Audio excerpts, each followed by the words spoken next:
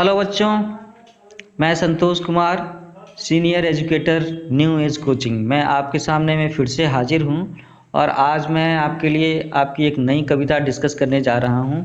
ये class 7th के उन बच्चों के लिए है जो CBSE बोर्ड से पढ़ाई कर रहे हैं और जो ये किताब पढ़ रहे हैं वसंत भाग 2। तो जो चैप्टर मैं डिस्कस करने जा रहा हूँ उसका नाम है कठपुतली और ये चैप्टर नंबर 4 है।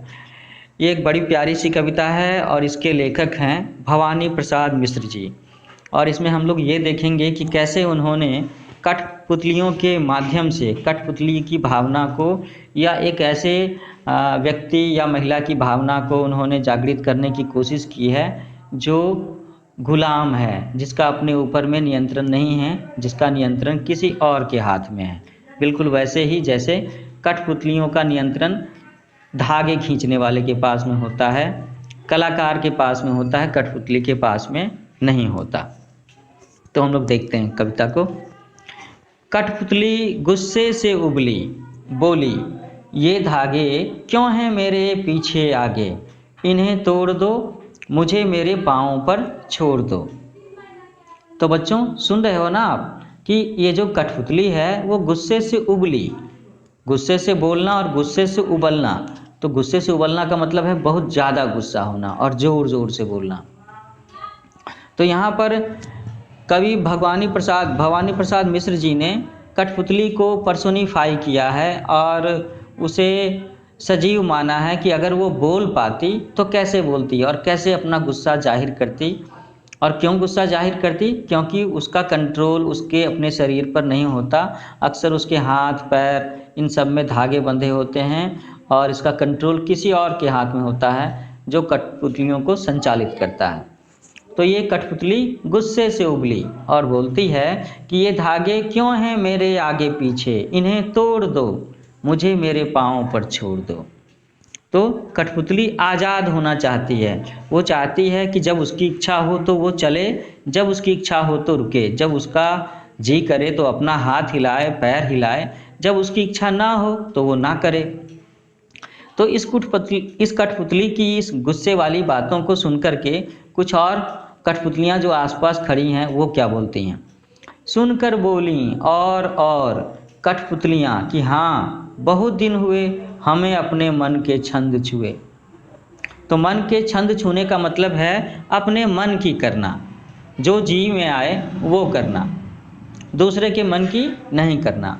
तो जब एक कठपुतली गुस्से से ऐसा बोलती है कि ये धागे क्यों लगे हैं मेरे हाथों में पैरों में, इन धागों को तोड़ दो, मुझे मेरे पाँव पर छोड़ दो, कि ये धागे हटाओ, मैं आज़ाद होना चाहती हूँ, मैं स्वतंत्र होना चाहती हूँ। और उसके इस चिल्लाहट को, इस गुस्से को सुनकर के बाकी कठपुतलियाँ बोलती हैं कि हाँ क्यों नहीं, क्योंकि बहुत दिन हुए कि हम लोगों ने अपने मन का कोई काम ही नहीं किया, हम लोगों ने आज़ादी से जिया नहीं, हम लोगों ने चैन की सांस नहीं ली है। मगर पहली कठपुतली सोचने लगी कि ये कैसी इच्छा मेरे मन में जागी। तभी क्या होता है कि वो जो पहली कठपुतली जो गुस्से से बोलती है वो फिर से सोचने लगती है। क्या सोचने लगती है कि अरे ये कैसी इच्छा मेरे मन में जागी। तो ये सोचने वाली बात है ना। आप सोचो बच्चों कि अगर आपके पास में एक रोबोट है और किसी दिन वो बोलने लगे कि नहीं मेरा आज काम करने का मन नहीं है, मैं आज आपका काम नहीं करूँगा, मैं आज कहीं नहीं जाऊँगा, मैं तो बस आज आराम करूँगा। इसी तरीके से और भी मशीनें, जैसे आपका टेलीविज़न है, आपका कंप्यूटर है, आपकी मोटरसाइकिल है, वो आपसे ऐसा कुछ कहने लगे कि नहीं आज तो मैं, मोटरसाइकिल कहने लगे कि नहीं आज मैं नहीं जाऊँगा, आज मुझे रेस्ट करना है, आज मुझे संडे मनाना है। तो कैसा फील होगा? क्योंकि हम लोग क्या समझते हैं कि कठपुतलियाँ निर्जीव हैं, मोटरसाइकिल निर्जीव है, कंप्यूटर निर्जीव है, टेलीविज़न निर्जीव है। लेकिन अगर इनकी भी भावनाएं होती, अगर ये सजीव होती, इनकी फीलिंग्स होती, तो ये क्या कह सकती थी?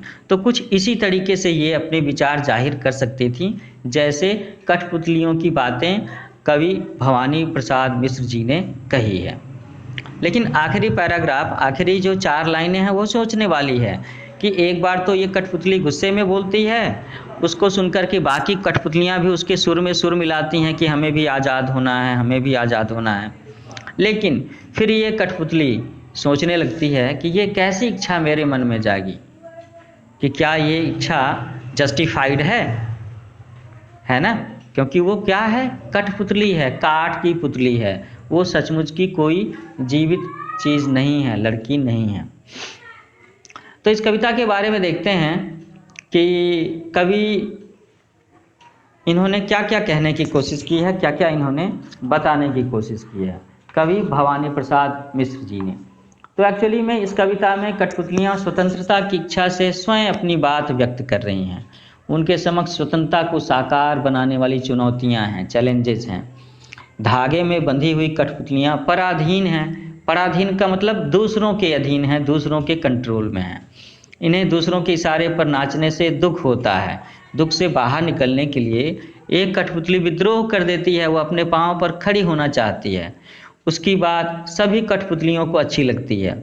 स्वतंत्र रहना कौन नहीं चाहता, लेकिन जब पहली कठपुतली पर सबकी स्वतंत्रता की जिम्मेवारी आती है तो वह सोच समझकर कदम उठाना जरूरी सोचती है कि अरे ये भावना सिर्फ मेरी ही नहीं है, मेरे साथ में जो बाकी सारी कठपुतलियाँ हैं उन सब की भी भावना है। तो क्या मुझे इस तरीके से गुस्सा करना चाहिए या सोच समझ करके कदम उठाना चाहिए अपनी आज़ादी के लिए, अपनी स्वाधीनता के लिए।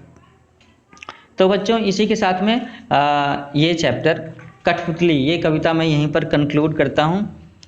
थोड़े दिनों के बाद मैं इसका एक फॉलोअप लेक्चर सेशन रखूँगा जिसमें मैं इसके क्वेश्चन आंसर सॉल्व करने में आपकी हेल्प करूँगा और आपको बताऊँगा कि कैसे बनाने हैं क्वेश्चन आंसर। तो आप मेरे चैनल का नाम याद रखें, इसका नाम है न्यू एज कोचिंग। इसे लाइक करें, शेयर करें, सब्सक्राइब करें।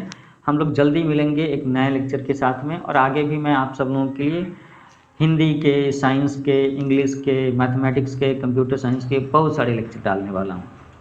तो ठीक है, हम लोग जल्दी मिलते हैं। Take care, bye bye.